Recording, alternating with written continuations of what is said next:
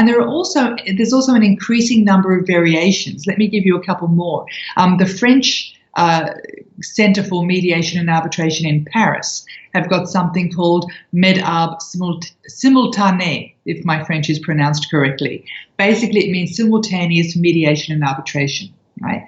And so their process goes like this. An arbitration runs at the same time as a mediation, right? So say you've got two organizations, you'll have two sets of lawyers, right, in two separate rooms at the same time, dealing with the same dispute, right? One of them, one set of lawyers for each side are with the parties are managing mediation, and the other ones are involved in an arbitration, right? So what's the use of this? Well, the use of this is that you've got separate processes and separate professionals. So the risk of bias is really minimized. You've got process integrity intact because you're actually got processes occurring at the same time with different practitioners and with different legal representatives and different company representatives, as the case may be. You're saving time, you're getting on with the arbitration, but at the same time you're looking for opportunities for settlement. And the interesting thing, you might say, well, what really is the use of that? What tends to happen is at the end of each day, right, the representatives of the various party organizations get together and say, how's your arbitration going? Right. Well, let me tell you, how's your mediation going? Right. What hints has the mediator been giving, if any? What about your arbitrator? So they share notes, right, people of the same side, and they make strategic process decisions about, does it look like arbitration is going to be better for us strategically, or are we making interesting progress with mediation? If the arbitrator seems not to be liking my arguments, do we really need to try and push that mediation further?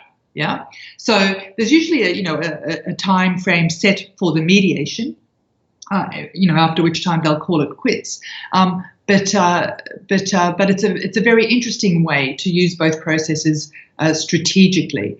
The American Arbitration Association has also got a really interesting, fairly new, 2014 it was introduced, clause in their commercial arbitration rules and mediation procedures.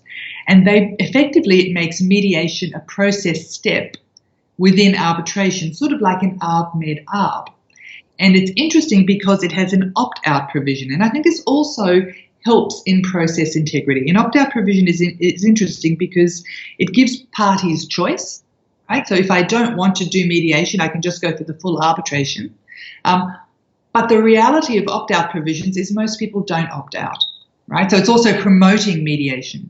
So basically the provision says that for a particular category of commercial disputes, as soon as the arbitration commences or as it's being administered and arbitration is pending, the parties shall mediate their dispute according to sort of the particular rules. So, again, that's an interesting provision. And this is the last one I'll mention because I know I'm giving a lot of examples, but I just really want to show you the richness of variations in the way it's being institutionalized as well. Where you have panels of mediators and panels of arbitrators, sometimes what people do for mediation windows is say, okay, we've got our 3 arbitrators, right? We actually don't want to employ 3 separate mediators or a completely separate mediator. We actually want to try and use the same people, but we're worried about this risk of perceived bias and process integrity. So why don't we use our 3 arbitrators as mediators, right? But when we go into private session, only one of the arbitrators goes into private session with the parties.